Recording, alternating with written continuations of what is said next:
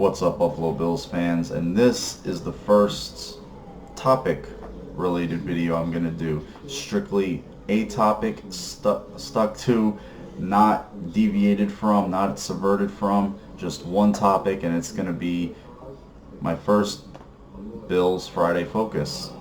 Yep, obviously they'll be out on Fridays and they'll focus on a singular topic pertaining to the Buffalo Bills football team across the board, whether it's the coaching staff, a particular unit, a particular position group, a league issue that's affecting the Bills, you name it. And in this very first, to me, sans Josh Allen is the most important topic of this Bills offseason, and apparently the Bills brass, led by Brandon Beane and Sean McDermott, thought it was the most important because it is the unit. Yes, this video is about a position group. It's the position group that got the most attention from the Buffalo Bills this offseason, and that, yes, is the offensive line.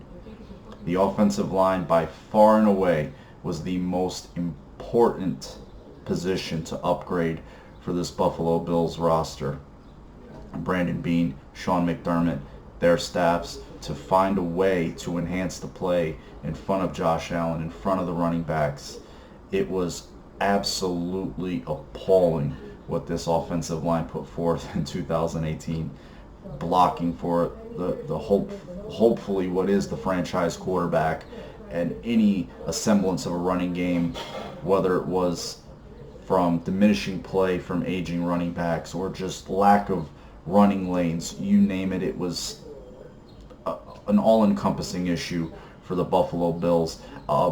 They currently carry, I believe, 16 offensive linemen on the 90-man roster, and I believe there are 3 players on that roster held over from 18 that just have no place on this team going forward, should be and probably will be released for obvious reasons.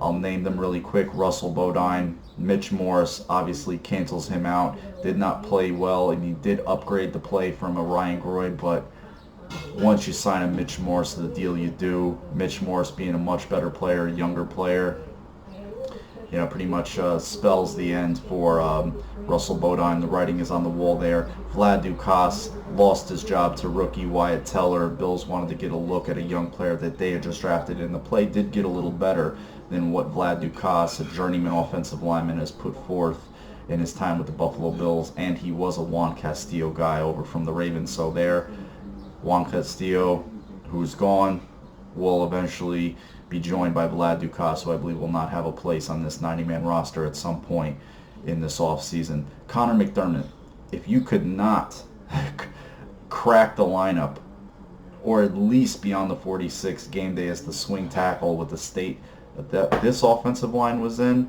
or take some snaps away from a Jordan Mills, you just really have no place on this offensive line going forward, especially with the additions that they've made on this offensive line, whether it be in free agency, the draft, or in undrafted free agency. Well, I'm going to get right to it right now. They brought in 2 linemen last year during the season. Well, they brought one back, Ike Bucker, Jeremiah Searles. I believe those guys are kind of one and the same. They're going to see what they can give them. Searles provides a little bit more versatility. Bucker was a part of their original undrafted free agent class. They ended up bringing him back after cutting him in the 53-man cut down. Kansas City claimed him off waivers. Bills were able to add him back after Kansas City released him to add somebody to their roster, and obviously somebody they like. He's a young lineman. Searles is still pretty young. I feel like they're going to really let Bobby Johnson get his hands on these guys, see what they can do, see who he feels like he can work with in terms of style of play, versatility they can add to the offensive line, the temperament in which they play with, because I believe that is a huge component of this. Finish and physicality is something that they've added to this offensive line this offseason. They want guys who play with physicality, ferocity, and who finish.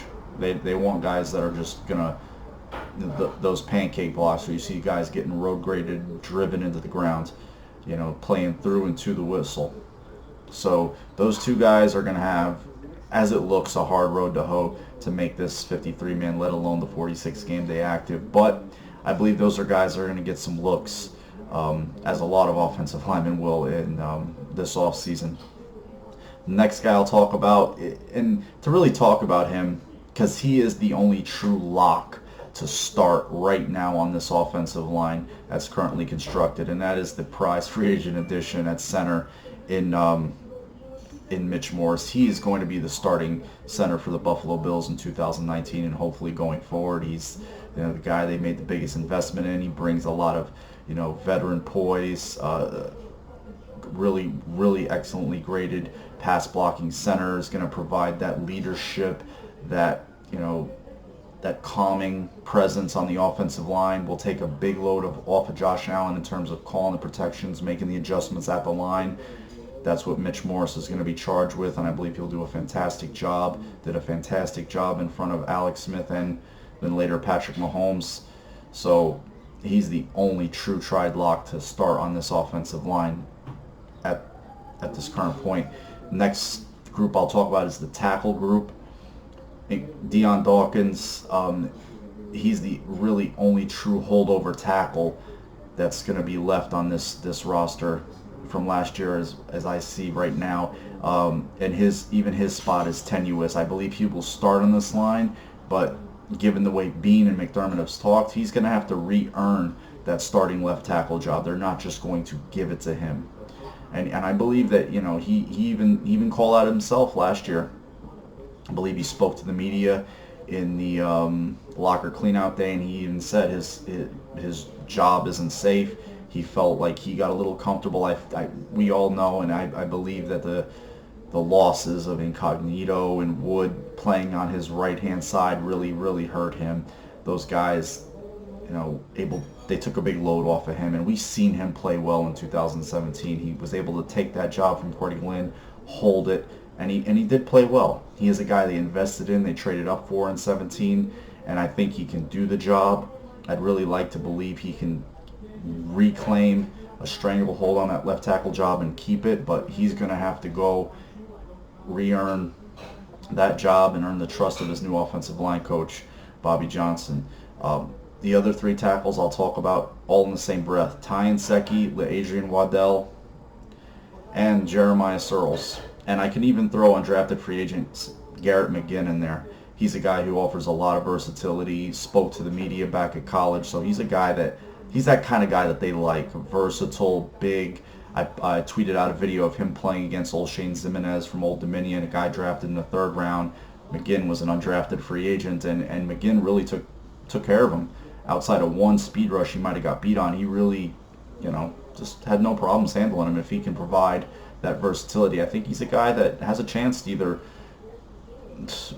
be on the practice squad or even make the 53 as one of the inactives out of because I believe they'll keep 9 offensive linemen in the group. I don't think they'll keep 8. I think they'll keep 9. But the other 2 tackles are up for the swing tackle and potentially a starting job. And I have to remind myself that they view Cody Ford, because I saw him as a guard. They view him as a tackle. He's a guy that they wanted to trade up for, get in the 1st round, had to do it only a few spots in the 2nd, and they, if they had their druthers and in their pie in the sky world, this guy could just go in from day one, start at right tackle and hold it. But he's going to have to fight for it. He's going to have to fight veterans like Ty Nsekhe and Adrian Waddell, who see this as, hey, this line is up for grabs. And I don't think they're going to play any favorites here. I think they're going to just take the best 5 with Morse in the middle and just go from there. And given what I've read and heard about Cody Ford, he fits the exact mold that they like. Physical, nasty. Once he gets between the white lines, he turns into a completely different person. Because when you hear him speak, he's very soft-spoken and just he's not very demonstrative or not a lot of bass in his voice. But when you see him play, he can really hold it. And there's some clips of him from the was the Orange Bowl. Might have been the Orange Bowl or where Alabama and Oklahoma played. And he did. There was some times where he went up against Quinnen Williams and held his own pretty well against a guy who was the 3rd overall pick. So and he was on the offensive line that was voted the best in college football. Blocked for 2 Heisman winners. Oklahoma put up a ton of points. They didn't do their offensive line any favors. They had to just You know, there wasn't a lot of staying in and helping out that offensive line. They had to hold up on their own. And Cody Ford was a big part of their success, and hopefully he'll be a big part of the Bills' offensive success in 2019 and going forward. So him, coupled with Waddell and Inseki, who Inseki is a guy that you've heard from multiple people. He's a guy who's taken the weirdest, one of the most unheard of routes to the NFL that you could ever imagine, from the indoor league to the semi-pro league to the arena league to now, you know, the NFL.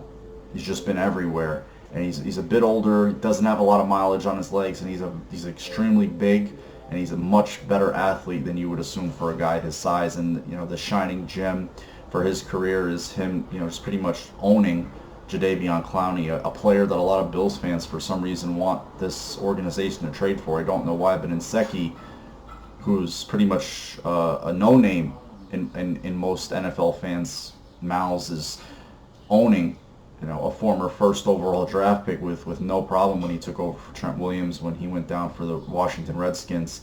And he, I think that really made him, or just further reinforced what people felt about him. And he's a guy who played both tackle spots with no problem. And I believe he feels like this is his chance to go out and earn a job. And it would not shock me at all if he does. I mean, his size, his length, and again, their loyalties, their investment is in Josh Allen. So they're going to put the best 5 guys that they can that come out on top at the end of this in front of Josh Allen. And it would not be surprised at all if Inseki is one of those guys.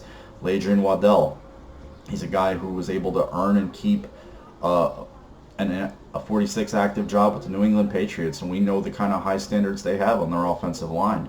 We've seen it. They've, you know, whether they have an injury or turnover on the line of their own choice, they always manage to find and plug in guys and put impeccable blocking in front of Tom Brady. You know, he gets the ball out on time, but there's been times where I've seen him have a lot of time, and he's able to stand there and do what he needs to do. And they get a lot of movement in their run game. We've seen that plenty of times as Bills fans. And Waddell was a guy that they felt that they needed to keep, and I believe he was there for 3 years as a swing tackle, and even started some games at right tackle and left tackle. So he's a guy, he's got as good an opportunity as any. He's got ability, he's got size. He's obviously been very, very well coached by Scarnecchia in New England, who everybody pretty much concedes is the greatest, one, if not the greatest, offensive line coach in NFL history. One of them, you know, Howard Mudd and Jim McNally, some of the names that we've heard of in offensive line play over the years.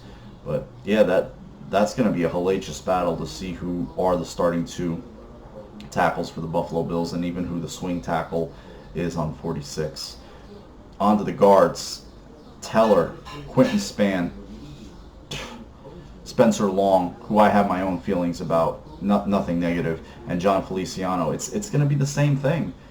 4 guys are really going to go in and dogfight it for 2 jobs. I do believe, though, in the coach's pie-in-the-sky scenario, that it's a 3-man race, and let's just say Spencer Long plays at a really, really high level. But in their minds, if they have their druthers, it's like they're very happy he played well, but they would love Spencer Long, and I believe he will be the swing interior lineman as well as the backup center. In their perfect scenario, that's what his job is going to be. You know, being able to man all 3 positions as the backup on the 46, and that leaves Spann, Teller, and Feliciano. The leg up right now is Feliciano, because of his familiarity with Bobby Johnson. The contract they gave him was multi-year, and he's finally gotten a chance to come in, doesn't have 2 Pro Bowlers in front of him, and can just, you know, I believe that anybody who, it's going to be really, really crazy to see how this line shakes out. It's the most jobs I've ever seen open on any offensive line, really, let alone the Bills. I've never seen so many jobs open on one offensive line in my years of watching football, over 30 years. And, you know, Spann has a ton of starts under his belt, a ton of starts, three seasons worth. He's going to have a hell of a chance to start on this roster, blocked for a hell of a running game in Tennessee. you know, provides a lot of finish, a lot of physicality. They were able to get him on a nice little one-year deal. Again, they're not going to play favorites just because they drafted Wyatt Teller last year. They're not just going to hand him a job. He's going to have to come and earn it. And he played right tackle at Virginia Tech. He did play better than Dukas did last year. That's not hard, but he was a rookie. He was in a tough situation, so hopefully he'll have calmed down. He doesn't have to go through all the pre-draft stuff, and he can just, you know, transition to his second year. Bobby Johnson's coaching can hopefully enhance some of these guys' play, a better, you know, a better fit, a better scheme, because that was part of Juan Castillo's purview. Was he was the run game coordinator. That is no more that position. It's all under the guise of Brian Daboll, as it should be, I feel, or should have been, and it's all about just him focusing on his job now, and hopefully, you know, hopefully he can play well. At worst, you know, he doesn't win a job, but they keep him on as a as one of the 9 that they keep on the 53. You know, there's no rule that says it's going to be 9. I happen to think it's going to be 9. Last year they kept 10. I just believe it was just because of the poor state of the offensive line as a whole. They just wanted as many functional bodies that they could have at that position as possible, just to, you know, maintain playability. Forget about production. The 2 offensive linemen that are undrafted free agents, Blake Hensey and Garrett McGinn. I personally like McGinn for his versatility, his size, the leadership, the way he spoke to the media after games, not talking to the quarterback, or you're speaking to your offensive tackle. That says something. He looks the part. Wore a number 50 in college, and I love offensive linemen who wear numbers in the 50s. It's very old school. It's one of love Quentin Nelson, you know, Jersey guy wearing number 50 and just an all world, even in his first year, offensive guard. Hensey, you know, was that in the Big Ten at Northwestern, and you know, he obviously went up against some really, really great athletes and pass rushers there, playing Ohio State, Penn State, you know, Iowa, and they have draftable guys every year, so he's definitely gotten his fill against some talented players. So it's gonna be interesting. Let me know what you guys think, your thoughts and opinions about the 3 guys I think have no place in this roster. What your combination would be on the starting offensive line, and your 2 backups. That's a question I'll ask you. And each fan who watches this, what's your ideal starting 5, your 2 reserves on the game day, and your 2 inactives? Let me know what you think. I really, really appreciate it. Again, this was the first. Sorry if it was I had a hard time sticking to one topic, not veering off, but not too much. First, Bills Friday focus. Let me know what you think. Offensive line, the unit, this organization, this front office attacked the hardest, and I feel that it definitely warranted its own video, and it was worthy of the Bills' first Bills Friday focus. So you guys have a great weekend. Have a fun Friday. Have a great weekend. I'll talk to you all later, and I'll react to any and all feedback from this video. Go Bills as always. Love you guys.